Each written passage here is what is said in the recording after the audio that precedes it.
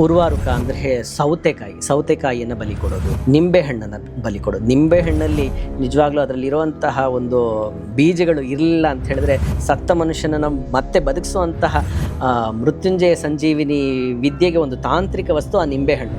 ಮೊದಲು ಅದರಲ್ಲಿ ಬೀಜಗಳು ಇರ್ತಿರ್ಲಿಲ್ಲ. ಇದೆಲ್ಲ ನಮ್ಮ ಶಾಸ್ತ್ರದಲ್ಲಿ ಇದೆ.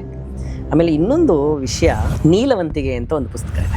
ಈ ಸೀಮೆಯವರು, ಮಹಾರಾಷ್ಟ್ರ ಈ ಕಡೆ ಇವರಿಗೆ ತುಂಬ ಪರಿಚಯ ಇರುವಂಥ ವಿಷಯ.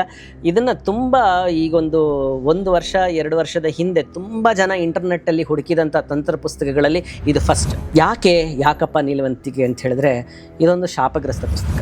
ಈ ಪುಸ್ತಕವನ್ನು ಓದೋದ್ರಿಂದ, ಕೆಟ್ಟ ಉದ್ದೇಶದಿಂದ ಓದೋದ್ರಿಂದ ಹುಚ್ಚು ಹಿಡಿಯುತ್ತೆ, ಕೋಮಾಗೆ ಹೋಗ್ತಾರೆ, ಸಾಯ್ತಾರೆ. ಈ ರೀತಿಯಾದಂತಹ ಶಾಪ ಇರುವಂತಹ ಪುಸ್ತಕ. ಶತ್ರುನಾಶ ಅನ್ನೋ ಒಂದು ವಿಷಯವೇ ಹೇಗಿದೆ ಅಂತ ಹೇಳಿದ್ರೆ, ಅವರಿಗೆ ನಾನು ಶತ್ರು, ನನಗೆ ಅವ್ರ ಶತ್ರು. ಅವರು ನನ್ನನ್ನು ಅಟ್ಯಾಕ್ ಮಾಡಬಾರ್ದು ಅಂತ ನನ್ನನ್ನು ಆತ್ಮರಕ್ಷಣೆ ಮಾಡ್ಕೋಬೇಕೇ ಹೊರತು ಅವರು ಹಾಳಾಗಬೇಕು ಅಂತ ಮಾಡುವಂಥ ಪ್ರಯೋಗಗಳು ತಪ್ಪು. ಗ್ರಂಥ ನಿಜವಾಗ್ಲೂ ಆಗಿನ ಕಾಲದಲ್ಲಿ ಏನಿತ್ತು, ನಂತರ ಒಂದು ಈ ನಮ್ಮ ಮಹಾರಾಷ್ಟ್ರ ಪ್ರಾಂತ್ಯದ ಕೆಲವು ಪಂಡಿತರ ಹತ್ರ ಅದು ಅಳಿದುಳಿದು ಕೆಲವು ಭಾಗಗಳು ಸಿಕ್ಕಿದ್ದು. ಈಸ್ಟ್ ಇಂಡಿಯಾ ಕಂಪನಿ ನಮ್ಮ ಭಾರತಕ್ಕೆ ದಾಳಿ ಇಟ್ಟು ಸಾಕಷ್ಟು ನಮ್ಮನ್ನು ದೋಚಲಿಕ್ಕೆ ಸ್ಟಾರ್ಟ್ ಮಾಡಿದಾಗ ಈ ಪಂಡಿತರುಗಳು ಇದನ್ನು ಪ್ರಯೋಗ ಮಾಡಿದರು. ಅದೆಲ್ಲ ಫೇಕ್ ಪುಸ್ತಕ. ನೀಲವಂತಿಕೆ ಅನ್ನೋ ಪುಸ್ತಕ ಈಗ ಅಳಿದುಳಿದು ಹೋಗಿದೆ.